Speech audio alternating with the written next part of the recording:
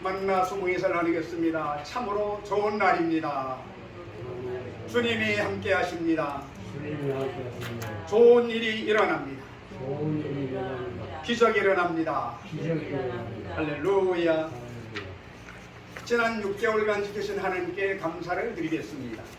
아직도 코로나가 완전히 물러가진 않았지만은 날 계속해서 내려가고 있는 것입니다. 또 새로운 바이러스가 아직 유행한다고 그랬는데 우리는 모든 문제를 주님께 맡기면 주님이 오셔서 때를 따라 은혜를 주는 것을 믿으시기를 주님의 이름으로 축원을 드립니다. 오늘 합독한 말씀 10편 50편 23절 말씀을 가지고 감사가 인생길을 열어준다, 이 제목으로 말씀의 은혜를 나누겠습니다. 감사가 인생길을 열어준다, 이 제목으로 은혜를 나눌 때 성령이 감동감하셔서 우리가 주님을 만나고 새 꿈을 꾸는 믿음의 시간 될 수 있기를 주의 이름으로 축원을 드립니다. 우리는 하나님이 한없는 은혜를 입은 자로서 범사에 감사하는 삶을 살아가야만 될 것입니다. 10편 50편 23절의 오늘 본문 말씀입니다. 감사로 제사를 드리는 자가 나를 영화롭게 하나니 그의 행위를 옳게 하는 자에게 내가 하나님의 구원을 보이리라고 말씀하고 있습니다.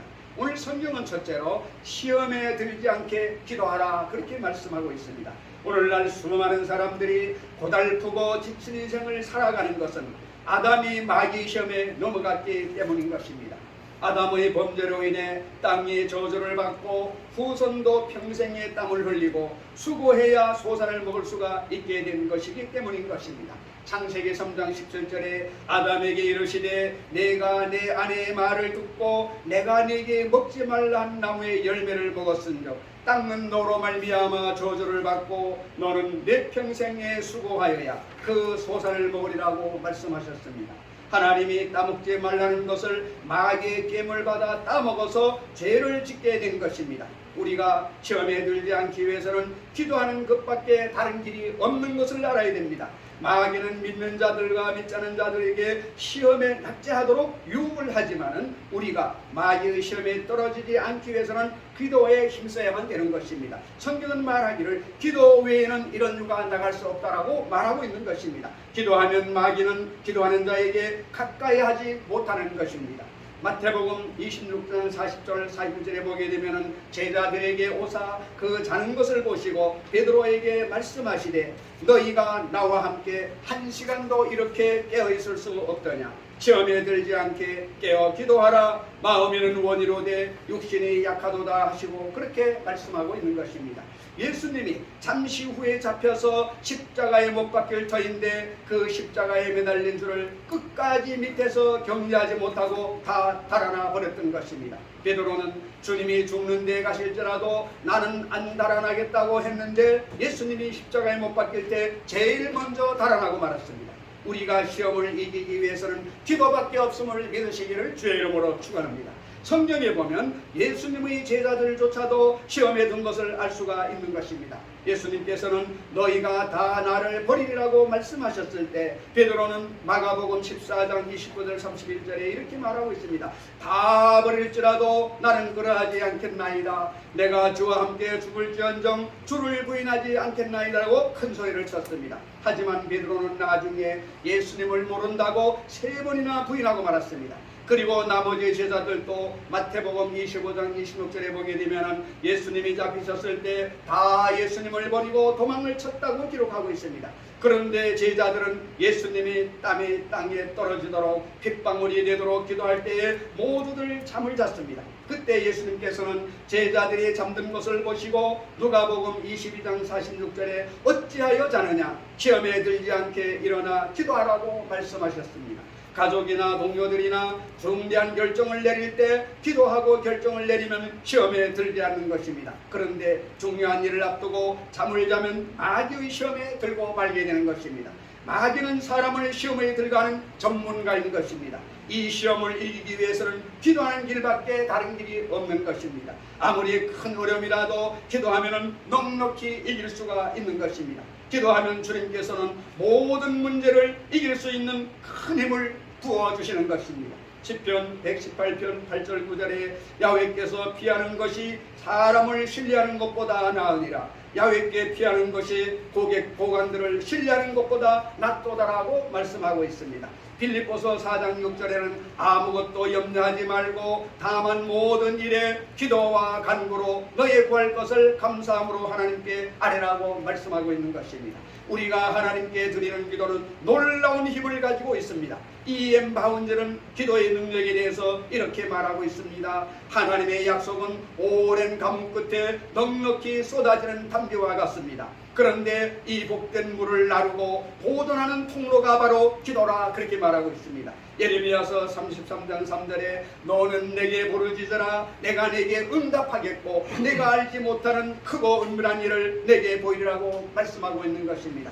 우리가 기도할 때 하나님께서 놀라운 역사를 나타내 주시는 것입니다. 그러므로 우리가 고난을 당할 때 우리가 할 일은 낙심하는 것이 아니라 기도해야 된다는 것을 믿으시기를 주의 이름으로 축원을 드립니다. 사도행전 3장을 보면 태어날 때부터 걷지 못하는 사람이 성전님이 문에 앉아서 구걸을 하고 있었는데 그 사람을 향해 베드로가 선포했습니다. 사도행전 3장 6절에 은과 금은 내게 없거니와 내게 있는 이것을 내게 주노니 나사렛 예수의 이름으로 일어나 걸으라고 말했습니다.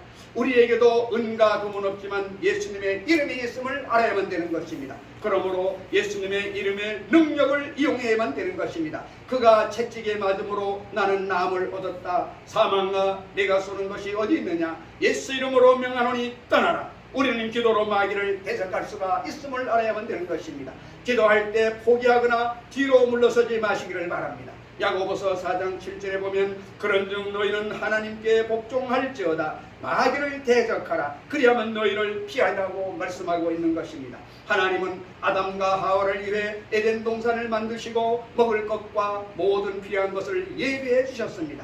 뿐만 아니라 아담을 만물을 다스리는 존재로 삼으셨습니다. 그러므로 모든 것이 감사할 일밖에 없는 것입니다. 그런데 아담이 마귀와 친구가 되어서 대화하다 보니 어느새 마귀의 꾀에 넘어가고 마귀의 불평을 받아들이게 된 것입니다. 창세기 3장 5절에 보면은 마귀가 아담에게 너희가 그것을 먹는 날에는 너희 눈이 밝아져 하나님과 같이 되어 선악을 알 줄 하나님이 아시리라고 말했습니다. 이 말을 듣자 아담의 마음에 불만이 생기기 시작했고 결국 하나님의 말씀을 거역하게 되고 만 것입니다. 오늘날에도 마찬가지입니다. 하나님이 주신 은혜를 잊어버리고 계속 불평하고 원망하면 결국 마귀의 올무에 걸리게 되고 말게 되는 것입니다. 성경은 두 번째로 범사에 감사하라고 말씀하고 있습니다. 저는 아침에 잠에서 깨어나면 하나님 감사합니다. 내가 아침밥을 먹을 식사를 주시니 감사합니다. 그렇게 기도를 합니다. 친구들을 만나면 친구들을 만났으니 감사합니다. 그렇게 늘 기도를 하며 살아갑니다.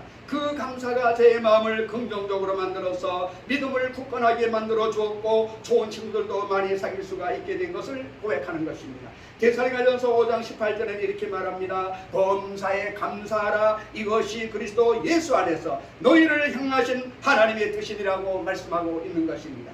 범사라고 하는 것은 온갖 일, 모든 것에 걸쳐서 감사를 하면 그 감사를 통해서 마귀의 시험을 이길 수 있다는 것입니다. 범사에 감사할 때 인생의 모든 시험을 다 이길 수가 있는 것입니다. 골로새서 4장 2절은 기도를 계속하고 기도에 감사함으로 껴있으라 그렇게 말씀하고 있습니다.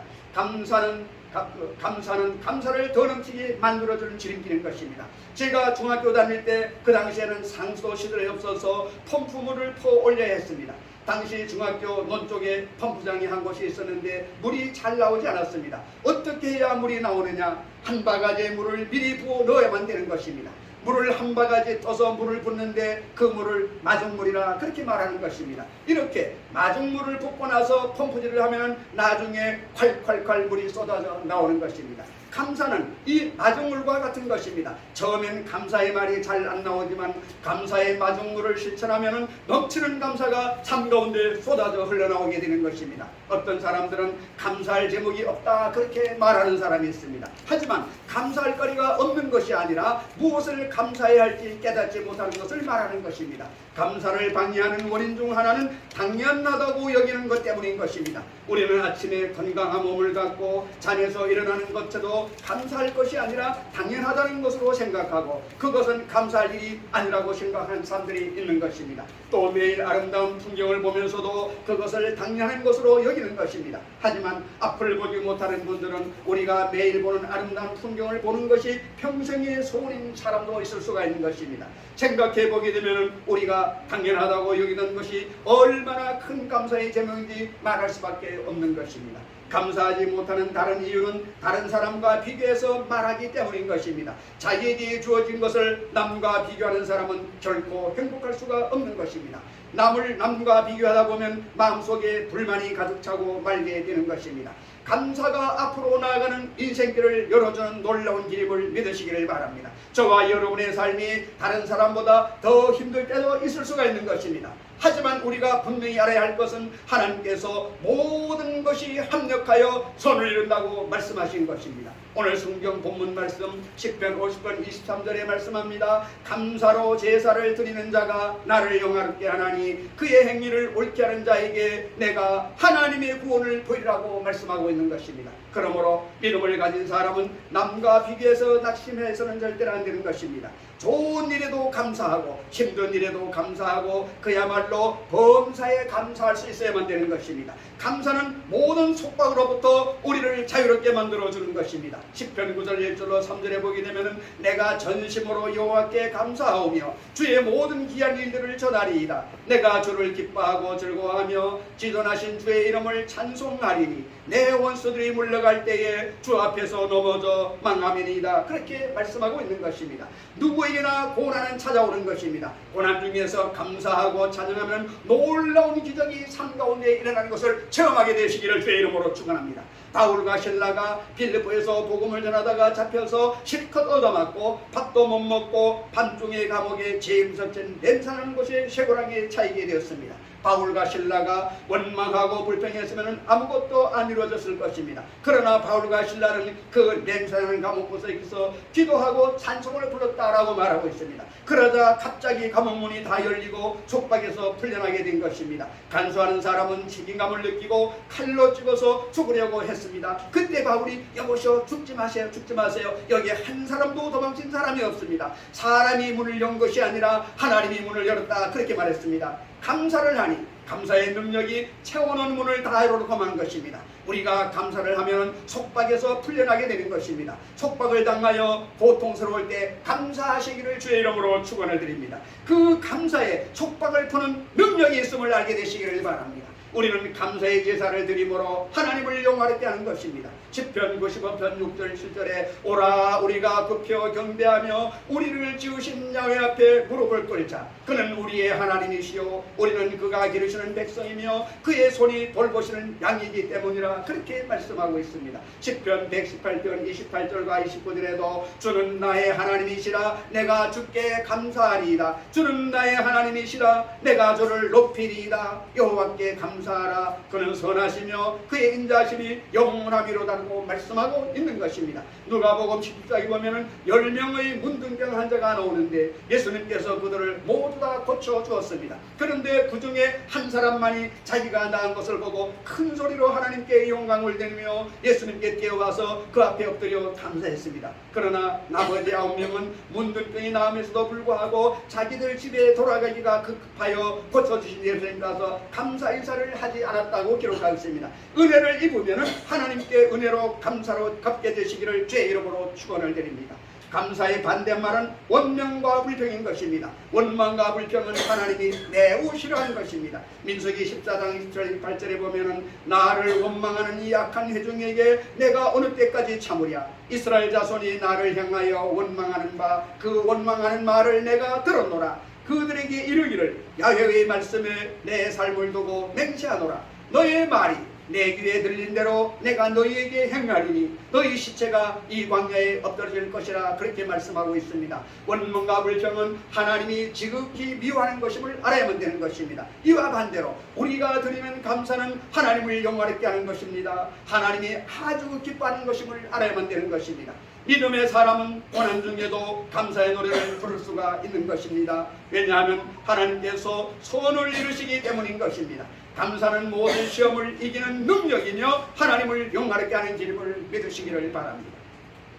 오늘 이 말씀 가운데 우리 하나님이 주는 교훈이 무엇인가요? 어려움과 한란을 보고 원망하라는 말씀이 아니라 어렵고 힘든 일이 온다 하더라도 감사로 제사를 드리라는 것입니다. 감사를 드릴 때 문제가 해결되는 능력이 임한다는 것입니다. 그렇기 때문에 하나님은 우리에게 주는 달란트가 있는 것입니다. 다른 사람이 없는 것을 각자에게 달란트를 준 것입니다. 그 달란트는 바로 하나님 앞에 감사드리라는 것입니다. 좋을 때도 감사하고 어려울 때도 감사하면 하나님께서는 마중물이 되어 있어서 그 감사하는 입술의 말씀을 듣고 어려운 난제에서 풀려지게 만들어 주시는 것입니다. 그렇기 때문에 오늘 이 말씀을 듣고 그냥 흘러가면 소용이 없는 것입니다. 히브리서 4장 11절에 말씀합니다. 하나님의 말씀은 살았고 운동력이 있어 좌우의 낯선 검보다 예리하여 영과 홍과 및 관절과 골수를 찔러 쪼갠다고 말하고 있습니다. 하나님의 말씀을 우리는 로고스라고 말합니다. 로고스는 기록되어진 말씀을 말하는 것입니다. 그런데 이 로고스 말씀을 찾고 읽고 묵상하며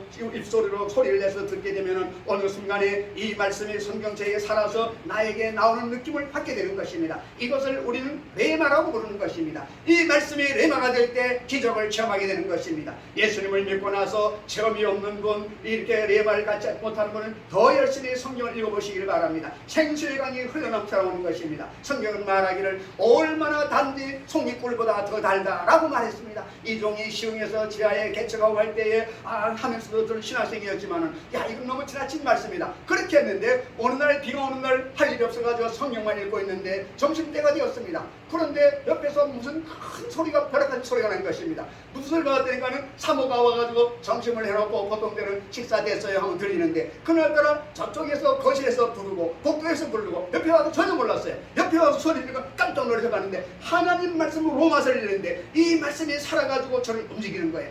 거기 있으니까 송이꿀은 비교가 되지 않는 것입니다. 그때 체험을 했습니다. 그때 이후로 하나님 외에 세상을 바라보지 않는 것입니다. 그렇기 때문에 여러분 무엇을 바라봅니까? 명예를 바라보십니까? 물질을 바라보십니까? 그걸 바라보지 마십시오. 주님만 바라보면 주님께서는 모든 것을 가지고 계신 분입니다. 주님은 말씀합니다. 너희가 천하보다 귀하다고 말합니다. 너희가 모은 재물을 두고 오늘 밤 내가 너희를 불러가면 그 재물이 누구 것이 되겠느냐라고 질문하고 있는 것입니다. 그렇기 때문에 우리가 살아있는 것을 감사하고 우리가 주변에 만나는 사람 있는 걸 감사하고 어떤 사람은 나는 조용한 바닷가에 살 거야. 산속에 가서 살 거야. 그 사람은 모르고 하는 것입니다. 그들이 바닷가에 가서 3일만 살아보세요. 파도 소리 천달은 좋습니다. 3일 지나가면 고향이 그리워지는 것입니다. 산속에 올라서 합니다. 새소리 물소리 들으면 너무 신선 같습니다. 그러나 3일만 지나가면 이제는 추억이 되고 말할 상대가 필요합니다. 그렇기 때문에 사람들은 현재를 만족하지 모르고 현재를 도피할 생각을 하고 있는 것입니다. 현재에 만족하시기를 바랍니다. 현재에 사는 집이 초막이나 궁궐이나 하나님 모시는 그것이 내 살 보배의 집인 것입니다. 그렇기 때문에 무엇을 쫓아가는 것이 아니라 현재 있는 것을 만족하고 하나님께 감사 찬송 드리면 하나님께서 영광 가운데 임하셔서 너희가 구하는 것을 내가 다 들었다 이런 말을 듣게 되실 것입니다. 그렇기 때문에 우리가 무엇으로 쫓아가는 것이 아니라 하나님이 주신 달란트를 가지고 그것을 개발해서 다른 사람이 없는 달란트 이것을 개발해가지고 세상 사람들에게 재능 기부를 할 수 있어야 되는 것입니다. 사람들 보게 되면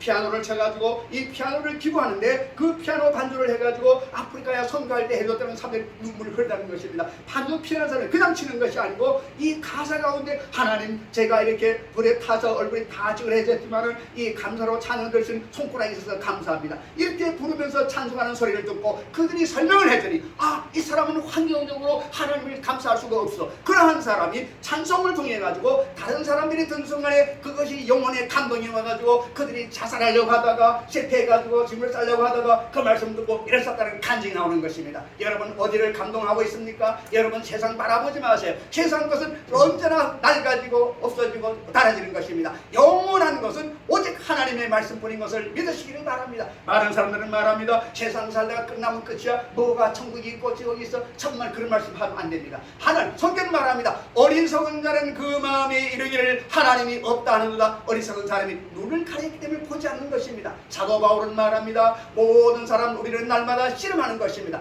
날마다 우리가 씨름을 하는데 씨름의 상대는 원수마귀 사탄 흑암의 세력인 것입니다. 사람들은 흑암의 세력을 너무 가볍게 보는 것입니다. 여러분 신문 뉴스를 보세요. 강원랜드에 가면 서울에 그 돈 많던 사람들이 회사 돈을 빼가지고 한탕에서 갚으려고 하다가 나중에 안 돼가지고 외제를 갚고 거기 가서 차가 진리한 것입니다. 탐욕이 들어오게 되면 그 이성을 분별하는 이성이 사라지는 것입니다. 오직 그것만 바라보기 때문에 마비가 되는 거예요. 그렇기 때문에 내 이성이 살아있는 것은 말씀을 볼 때 이 말씀을 보게 되면 구원이 되기 때문에 내가 지금 말씀 안에 있는가, 말씀을 벗어나서 하나님께 구할 때 내 탐심으로 구하는가, 이것을 깨달아야 되는 것입니다. 깨달지 못하면 여러분 좋은 자동차는 평가가 무엇입니까? 잘 달리다가 갑자기 오토바이 사람 나올 때 브레이크를 밟으면 딱 서는 차가 좋은 것입니다. 그런데 좀 약한 차는 미래가 있겠는 사고를 내는 것입니다. 세상에서는 과속, 과자가 들으면 어떻게 돼? 과식, 과음, 과요, 과자가 들어가면 안 돼요. 물질 때문에 사람들이 얼마나 망가지는 것입니까? 현재 만족하는데도 심지어 외국인이 와서 오늘 아파트에 200채를 가지고 있다고 보가 나오는 것입니다. 물질 따라가지 마세요. 이따가 순간에 무너지는 것입니다. 주님은 말씀하고 있습니다. 경고의 말씀을 줍니다. 너희가 두 가지 악을 행하였나니 첫째는 생수에 거는데는 나를 버린 것과 두 번째는 스스로 웅덩이를 판 것인데 그 웅덩이는 물을 저축지 못할 터진 웅덩이다. 여러분 모래에 집을 지어보세요. 아름답게 보입니다. 창소가 나고 바람을 불면 물 들어지는 것입니다. 어제 우리나라가 33도, 일본은 40도가 넘었다는 것입니다. 이런 가운데 사람들은 땀을 흘리며 일하고 있습니다. 왜 일하고 있습니까? 가족을 위해서 행복히 살려고 하는 것입니다. 그러나 그것이 지나쳐서 몸에 병이 되면 소용이 없는 것입니다. 적당하게 해야 되는 것입니다. 꾀를 부리는 것이 아니라 하나님을 섬기며 그분의 말씀을 듣고 살아갈 때 이 속에 진리가 넘쳐나게 되면 오늘 마중물처럼 생수가 넘쳐나게 되는 것입니다. 적게 벌어도 행복할 수가 있어요. 많이 벌어도 안 되는 것이 있습니다. 왜 그럽니까? 탐욕을 버리고 오직 있는 것으로 자족하게 되시기를 주의 이름으로 축원을 드립니다. 오늘 말씀을 마무리하겠습니다. 오늘 하나님은 이 시대를 살아가는 사람들에게 무엇을 말하고 있는 것입니까? 하나님께서는 감사로 살아가라는 것입니다. 감사는 우리가 하나님께 감사하고 부모님께 감사하고 스승님께 감사하고 이웃에 감사하고 동료들에게 감사해야 돼요. 그 사람들을 사랑해야 돼서입니다. 그 사람들은 그 사람들 이용해가지고 뭐를 하려고 하는데 오래가지 못하는 것입니다. 사람들은 다 알기 때문에 저 사람이 나한테 친근해 오는 것은 뭔가 바랄 것이 있어 오는 거야. 내가 잘 될 때 논문할 때 사람 많이 옵니다. 그러나 돈이 없을 때는 불러도 안 오는 것입니다. 세상 인식인 거예요. 그렇기 때문에 성경은 말합니다. 세상에 열을 가는 꽃이 없고 10년 가는 권세가 없다는 것입니다. 어느 날 권자에 앉아가지고 자기가 최고위를 하다가 이제는 내려가가지고 독분갈 생활을 하고 있는 것입니다. 말씀대로 살지 않았기 때문에. 그렇기 때문에 오늘 말씀은 다시 말합니다. 감사로 제사를 드린 자가 나를 영화롭게 한다는 것입니다. 여러분 삶에 감사하시기를 바랍니다. 그렇게 되면 감사를 통해 가지고 점점